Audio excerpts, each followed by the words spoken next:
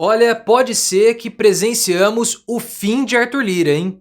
Porque o que ele fez com o Alexandre Padilha foi um erro que ele nunca poderia ter cometido, um erro amador. Porque ao pressionar o Padilha, Lira mostra que ele não tem força para pressionar quem ele deveria pressionar no caso, Lula. Ou seja, faltou coragem a Arthur Lira. E todo esse desespero para tentar fazer o Elmar Nascimento como sendo seu sucessor tem demonstrado uma grande fraqueza do Lira. Ora, se Lira não consegue pressionar o Lula na hora que ele tem a caneta, como que ele vai pressionar depois que ele perdeu o mandato? Não vai. Então não é garantia alguma de Elmar Nascimento como presidente da Câmara que os interesses dos parlamentares serão atendidos. Mas eu quero saber a sua opinião. Foi um erro amador do Arthur Lira? Faltou coragem para ele pressionar o Lula? Ele deu barrigada? Se você concorda que o Lira não tem coragem para peitar o Lula, deixa o like e se inscreva no canal. O Arthur Lira cometeu um erro simplesmente amador, que na minha opinião pode ter custado o futuro político dele. Porque se o Lira estava achando que ele ia dar demonstrações de força, na verdade ele deu demonstrações de fraqueza. E a repercussão a respeito do caso, da pressão que ele fez em cima do Alexandre Padilha, foi completamente o contrário. Porque o Lira e o Centrão articularam para darem um recado ao governo federal que eles têm controle da Câmara dos Deputados e poderiam soltar o Chiquinho Brazão, que seria algo muito caro ao governo federal se eles bem quisessem. Mas a articulação deu errado. O Chiquinho Brazão continua preso, o Lira ficou com medo de toda a repercussão, porque é um caso de grande impacto social. Pô, o cara é mandante de uma situação brutal e bárbara. Então o que ele fez? Ele começou a querer se distanciar do caso. E começou a dizer que essa história do Chiquinho Brazão, que isso foi uma derrota dele, que tá ligado à sucessão da Câmara, foi uma notícia plantada pelo Alexandre Padilha, ministro das Relações Institucionais, que ele, Arthur Lira, considera incompetente e que é um desafeto pessoal. Então o que o Lira fez? Tentou se desassociar do caso. Mas se o Lira quis demonstrar força, pressionando o Alexandre Padilha, deu completamente errado. Porque o efeito surtido foi completamente o contrário. Foi o oposto.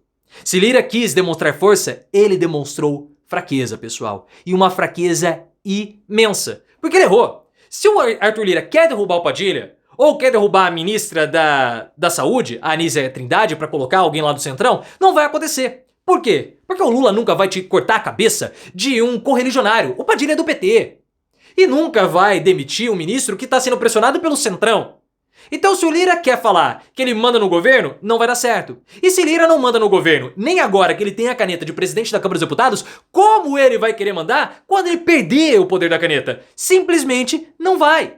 Ele vai ter menos poder depois do que ele tem agora. E se agora o poder dele não é suficiente, qual vai ser o futuro do Lira? Por que nós vamos ter que depositar a esperança no candidato do Lira, sendo que o Lira hoje não consegue pressionar o Lula? Não faz sentido algum.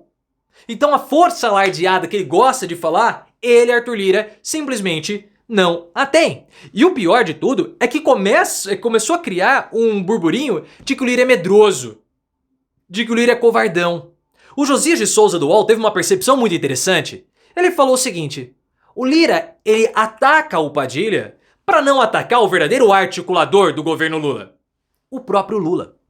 O Lira propositadamente erra o alvo do disparo para acertar o Padilha ao invés de acertar o Lula. Por quê? Porque ele não tem coragem de atacar o Lula. Ele não tem coragem e também não tem condição. Ah, mas o Lira pode abrir processo de impeachment. Não vai. Não vai. E o mandato do Lira relevante termina no ano que vem. Lira vai precisar do governo federal para conseguir ser senador da República. Lira precisa dos votos do governo para fazer o Elmar Nascimento. Senão vai ficar difícil. Ou para fazer o seu sucessor e tentar virar uma eminência parda. Então Lira depende do governo.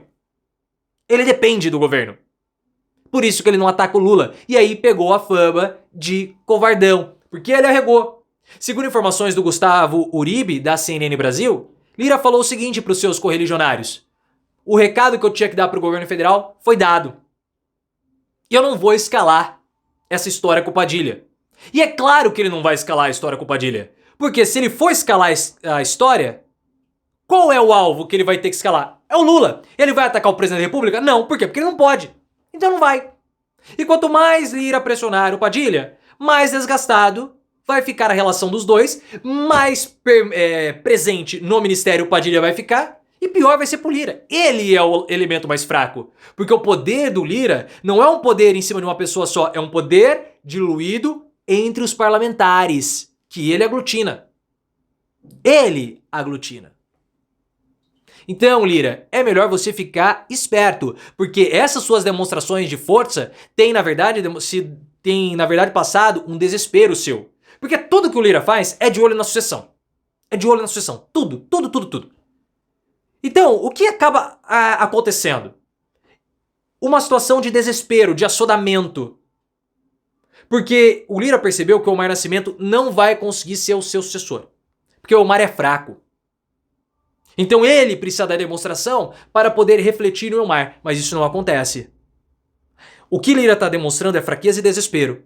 Tanto que os bolsonaristas, percebendo que Lira não tem garrafa para vender na sucessão, começaram a cogitar a escolha do Pedro Lupion para ser o sucessor do Lira. Enfraquecendo ainda mais o presidente da Câmara. Lira está muito enfraquecido. Muito, muito. A gente tem falado isso há muito tempo aqui, né? E ele tá tão enfraquecido que foi interessante. Ele se desgastou pessoalmente com essa história do Brasão. Ele se desgastou. Porque olha só o que iria acontecer. Se o Brasão saísse da prisão, até rimou. O Lira ia falar, tá vendo? Articulamos. Tá vendo? Eu influencio. Tá vendo? Eu tenho força, Lula. Mas como eles foram derrotados? Ah, foram por poucos votos. Mas foram. O que o Lira fez? Não tem nada a ver. Jogou a culpa pro Omar. Não tem nada. Porque o Omar se mobilizou. Eu não fiz nada. Eu não fiz nada. Então ele queria colher os louros. Mas na derrota ele, pum, pulou fora. Escafedeu, se escapuliu, vazou, largou a bucha pro Omar, pro aliado dele. Isso é muito interessante. Muito, porque ele não quer ser associado a uma derrota. Uma derrota ainda mais que demonstra fraqueza porque houve um empenho, houve uma tentativa ali. Ah, mas o Lira não pode atrapalhar o Lula, ele não pode encher o saco, ele não pode barrar. Não, sabe por quê? Porque quando o Lira começou a encher o saco lá atrás na reforma tributária, o mercado veio e pumba nele. Porque essas reformas que o Lula tem feito são reformas que agradam o mercado. Ah, o Lula é mal avaliado pelo mercado, mas o Haddad é bem avaliado. E o Lira tem um compromisso com o governo. Ah, mas ele pode quebrar. Tá, ele pode quebrar, mas e o compromisso dele com o mercado? O Lira precisa do mercado para sustentar e custear e financiar as suas campanhas futuras, inclusive a campanha para o Senado em 2026. Então o Lira está numa situação muito difícil. Muito, muito difícil. E esse caso do Padilha, que erro amador.